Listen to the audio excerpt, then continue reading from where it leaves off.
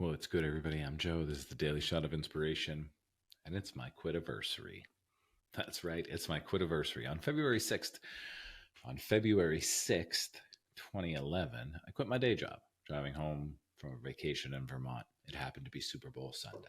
Today is Super Bowl Sunday, not February 6th, but Super Bowl Sunday will forever be my quit-a-versary. And it will forever be my quit-a-versary because it actually did happen on Super Bowl Sunday. And because a huge part of my life, my young life growing up, football was a huge part of it. When people would say, Joe, what do you want to be when you grow up? I would say, I'm going to be a football player. I'm going to be a football player. I played football, but I was not going to be a professional football player. But I did go to college to play football. And the interesting thing of how this whole story flows is that I had this story that I was going to be a football player my entire young life. I go to college to play football on a football scholarship.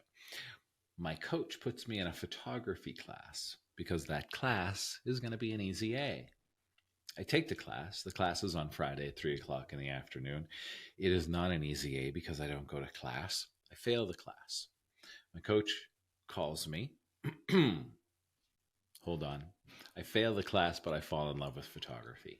I realize that I am creative. I am artistic. And that there is this creative spark that has been within me my entire life, but I just didn't know how to express it. So now I found it. I failed the class, but I found this creative spark. So my coach called me to tell me that I needed to make up the credits or I was going to lose my scholarship. And I decided not to go back to play football anymore, to give up the scholarship and to go to art school to be a photographer, to make art, to tap into this creative energy that was within me my entire life. But no one was able to actually say, oh, wow, you're creative. So once that happened, my entire life flipped upside down. And I went to school to study photography. And I became a photographer. But I wasn't owning the photography that I was doing. I was embarrassed by it. I was a high school photography. I was taking pictures of high school seniors and the sporting events. Every once in a while, I got to go to colleges and take pictures of the seniors in college and the sporting events, and that was fun. But when people would say, what do you do? I was literally embarrassed to say I was a photographer because I didn't want to say I was working for one of those chain photography companies. So I'm being embarrassed by this thing that I fell in love with and I don't want to share about it. So I end up losing that job, obviously, because I'm not respecting any of it energetically. Makes sense. So in that whole process, again, my life changes and I move into the world of information technology. And I go from being this creative to now I am this creative that has a job and I have to like put a tie and khakis on and go into an office and answer the phone when your computer's broken and say how can I help you, how pissed off are you today? And I'm now living this other life that I never ever thought that I would be living, but it's a beautiful life and it gave me the ability to do the things really that I'm doing now. And in that time, I was introduced to yoga and meditation. I did yoga teacher trainings and I started teaching and practicing and really getting into understanding who I am and what I stand for. And I got a wonderful job at a university. It was amazing. Um, at the time, like any job, there were things that were really annoying, but there were also things that were just amazing. It was an amazing place. It was an amazing group of people that I had the pleasure of working with. And I was there for a couple of years. And like we all do, I wanted something better. I wanted more money.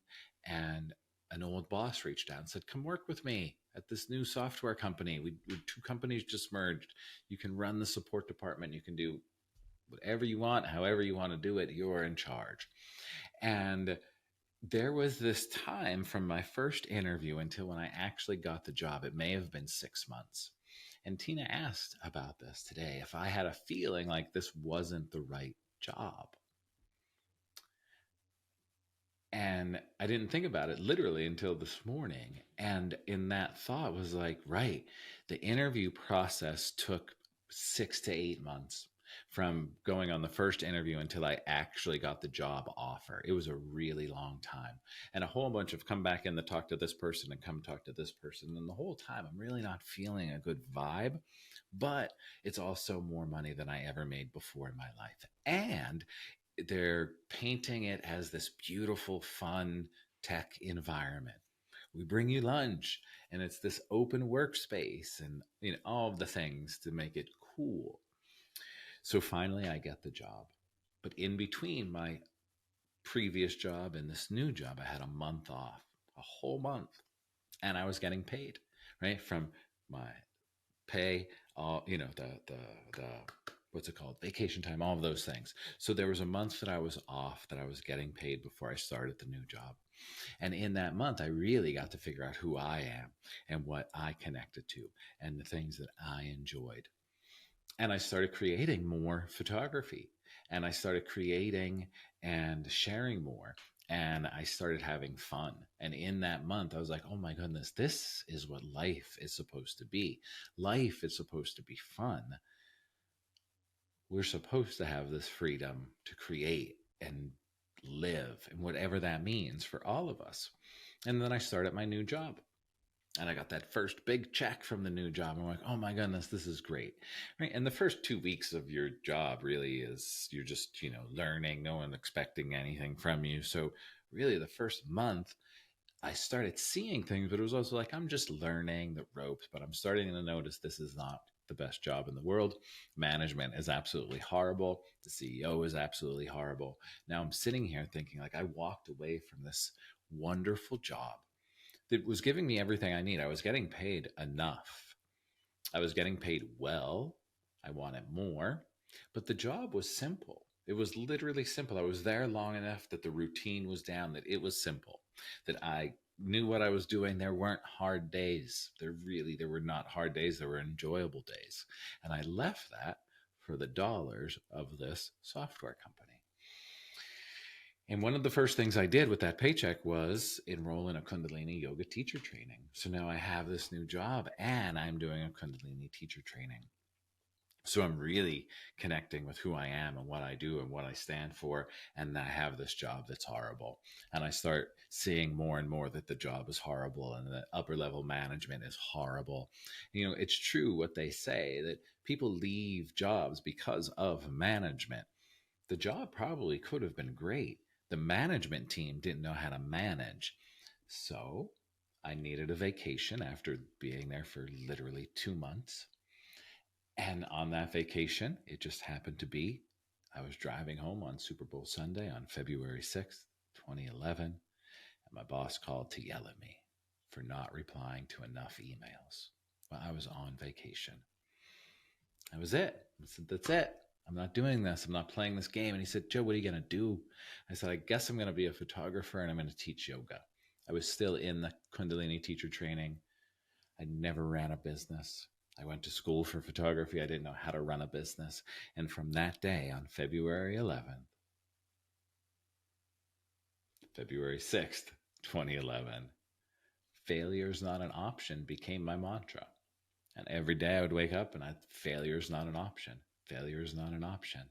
And the more I said failure is not an option, failure wasn't an option.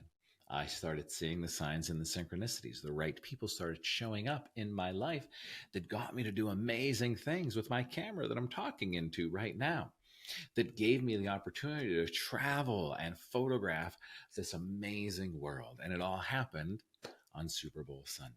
I took that chance on Super Bowl Sunday. And I think the special thing about it is the Super Bowl is the biggest celebration of football. My entire life, I grew up saying I'm going to be a football player. On the day of the biggest game of the sport that I loved and literally was my life, was the day that I took my life back.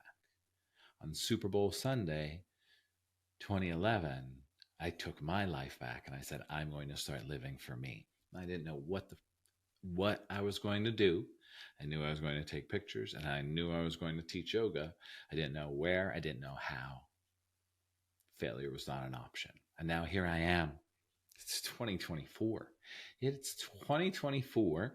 I don't take that many pictures anymore, but now I coach people and I have this podcast and I work with people in groups. And it's amazing because I get to share all of the things that I've learned from my past, from that time in information technology, from the first photography jobs that I had that I was afraid and embarrassed to say I'm a school photographer, to now saying, look, I took this chance again and said, my heart is saying, you're a coach. You're here to work with people. You're here to inspire people. And then the shift happens again. So here we are. Here we are on Super Bowl Sunday. What's your Super Bowl? What's your Super Bowl story? And it doesn't have to happen on the day of the Super Bowl, but think about it. And have you created your Super Bowl yet? And sometimes our Super Bowl just happens and we look back and it's like, wow, that was the biggest decision that I ever made in my life, the scariest decision that I ever made in my life. And it got me to be exactly where I'm supposed to be. And here I am. It's 2024. That happened in 2011. It's amazing. I'm so thankful that I'm here, that I'm doing this, and that you're here listening or watching, and for all of the people that I get to work with, and for our new school community that I would love for you to come join. And within the school community, it's the mastermind. It's where the mastermind hangs out every other week. There are weekly yoga and meditation classes. So here I might not be photographing as much or teaching as much, but everything is still, there's still aspects of all of it in me doing what I love, what I'm supposed to do. So today, go find your Super Bowl. Let your Super Bowl happen. Create your best reality, even if you don't know what it looks like yet. Be open. Be open. Just be open. I'm here to help in any kind of way. Hit the link in the show notes. Come check out our school community, take some classes with us, and just be part of this community, uplifting and supporting each other for the highest good of everyone involved. Have a great Super Bowl, my friends. I'll see you back here tomorrow.